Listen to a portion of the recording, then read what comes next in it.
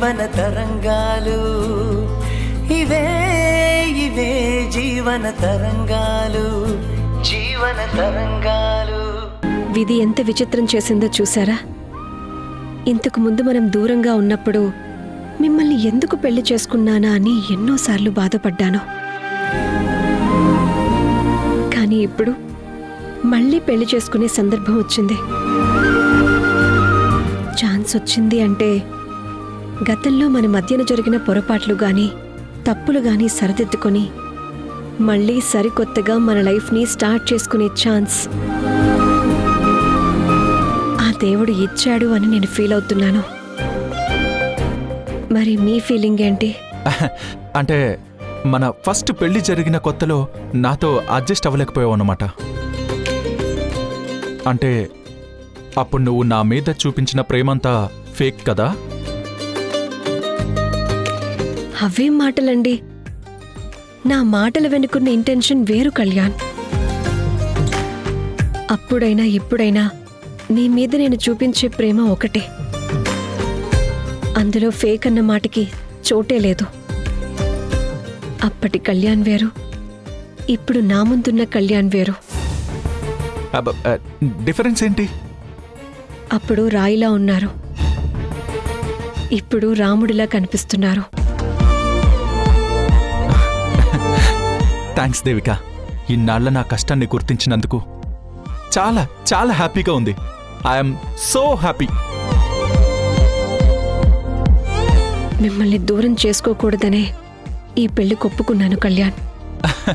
తెలుసు దేవిక, పూజల్ని పెద్దగా నమ్మని నువ్వు కేవలం నాకు ఏ ఆపద రాకూడదని నీ స్థాయి తగ్గించుకుని వీటన్నిటికీ ఒప్పుకున్నావని, నా కోసం కాంప్రమైజ్ అయ్యావని తెలుసు. దేవిక, అమ్మా, అక్క, పెళ్లికి ఏర్పాట్లు స్టార్ట్ చేశారా? ఈ పెళ్లి మండపం సెటప్కి, క్యాటరింగ్కి, వీడియోగ్రాఫర్కి, ఫోటోగ్రాఫర్కి వీళ్ళందరినీ మాట్లాడడానికి ఈవెంట్ మేనేజర్ని అరేంజ్ చేస్తాను. మిగిలిన వంట సరుకులు, బంధువుల్ని పిలవటాలు మీరు చూసుకోండి. బంధువులన్న దగ్గరే చిన్న ఇబ్బంది వచ్చింది దేవిక. ఇబ్బందేంటి? మనం పెళ్లిని శాస్త్రోక్తంగా జరిపించాలనుకుంటున్నాం కదా. రేపు వినాయకుడి పూజలో మీ జంటని అక్షంతలు వేసి ఆశీర్వదించాలన్నా, ఏదైనా ఆచారం ప్రకారం పెళ్లి తతంగం చెయ్యాలన్నా కళ్యాణ్ వైపు అమ్మా నాన్నలు లేరు. మరి తన వైపు పెళ్లి జరిపించడానికి ఎవరూ లేరు కదా. దాని దగ్గరే ఆగిపోయాం. కళ్యాణ్, మీకు అభ్యంతరం లేకపోతే మీ వైపు పెద్దలుగా ఉండడానికి మీ అమ్మా నాన్న వయసుండే ఒక జంటని మా బంధువుల్లోనే ఏర్పాటు చేస్తాం. మీకు ఓకేనా? నో, అక్కర్లేదు వదిన గారు. నా వైపు మా అమ్మా నాన్నల తర్వాత అంతటి మనిషిగా మా మేనత్త దేశముఖి ఉన్నారు.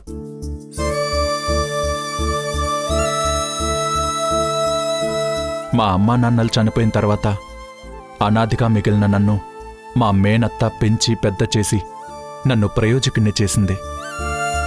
నేనిప్పుడు ఇలా ఉన్నానంటే అదంతా మా మేనత్త వల్లే.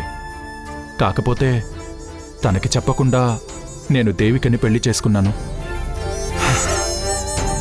ఆ విషయంలో తను బాగా హర్ట్ అయి అలిగి నాతో మాట్లాడడం మానేసింది. తనకి నేనంటే ప్రాణం. నన్ను సొంత కొడుకు కన్నా ఎక్కువగా చూసుకుంటుంది. మరింకే, వెంటనే ఫోన్ చేసి అప్పుడు తప్పిపోయినా తన చేతుల మీదుగా జరగాల్సిన పెళ్లి ఇప్పుడు మళ్ళీ జరగబోతోంది, అది నీ చేతుల మీదే జరగాలత్తా అని పిలిపించు బాబూ. కరెక్ట్గా చెప్పావమ్మా. అలా చేస్తే మేనల్లుడి మీదున్న కోపం కూడా తగ్గుతుంది. ఫోన్ చేసి పిలవచ్చు, కానీ తనకి కొంచెం మాట పట్టింపు ఎక్కువ. ఏమంటావు దేవిక? నా వైపు చూస్తారేంటండి? మనకి శాస్త్రోక్తంగా పెళ్లి జరగటం ముఖ్యం. మీ మేనత్త గారికి ఫోన్ చేసే టైం లేదు. అర్జెంటుగా రమ్మని చెప్పండి. ఓకే, ఇప్పుడే ఫోన్ చేస్తాను.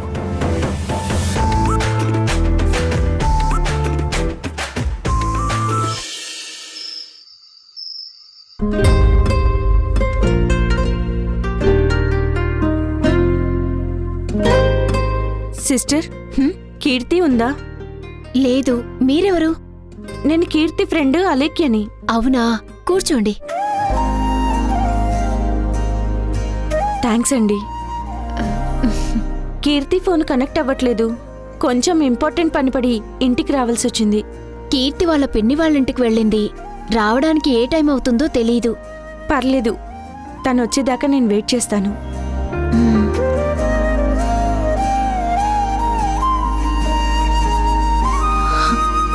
హాయ్ అలేఖ్య, ఈ టైంలో వచ్చావేంటి? కీర్తి, మా అమ్మ కళ్ళు తిరిగి పడిపోయింది. హాస్పిటల్కి తీసుకెళ్లాలంటే చేతిలో పైసా కూడా లేదు. నీ దగ్గర ఒక 5,000 ఉంటే అడ్జస్ట్ చేస్తావా? శాలరీ రాగానే ఇచ్చేస్తాను. అయ్యో, నా శాలరీ మొత్తం 1 వీక్ ముందే క్లియర్ అయిపోయింది. సడన్గా అంత డబ్బంటే నా దగ్గర కూడా లేదు. ఇప్పుడేం చేయాలి?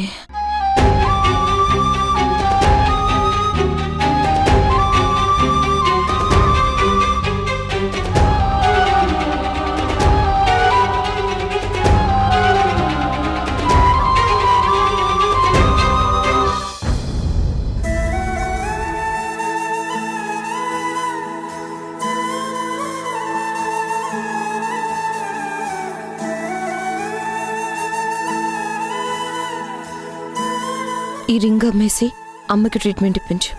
ఈ రింగ్ ఎందుకు? వద్దులే, పర్లేదు. పర్లేదు, లేట్ చేయకుండా అమ్మని తీసుకెళ్లి ట్రీట్మెంట్ ఇప్పించు. థ్యాంక్స్ కీర్తి.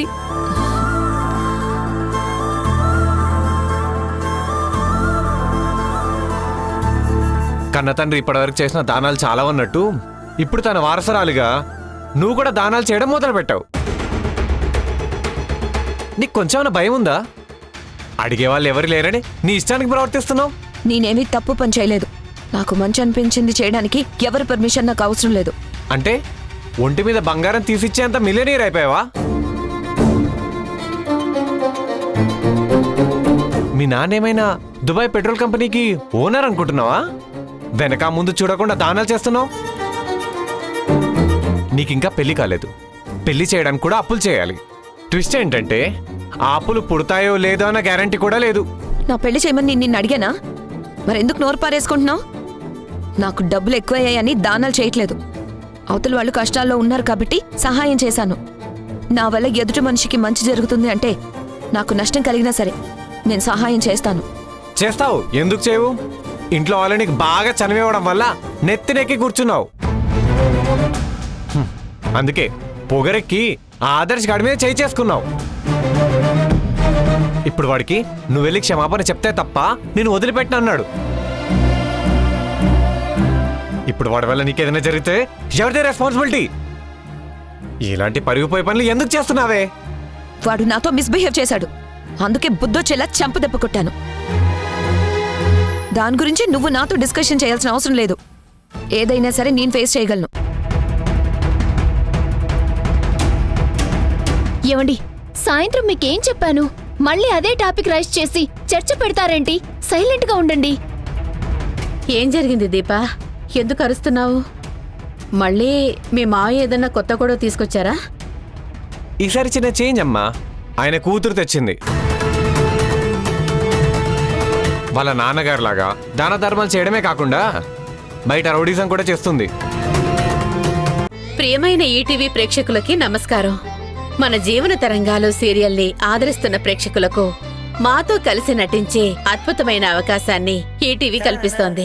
మీరు చేయవలసిందల్లా మన జీవన తరంగాలు సీరియల్ టెలికాస్ట్ అవుతున్నప్పుడు టీవీ ముందు సెల్ఫీ గానీ ఫోటో గానీ తీసుకుని మీ పేరు ఊరు పేరు రాసి స్క్రీన్ మీద డిస్ప్లే అవుతున్న నంబర్కి వాట్సాప్ చేయడమే.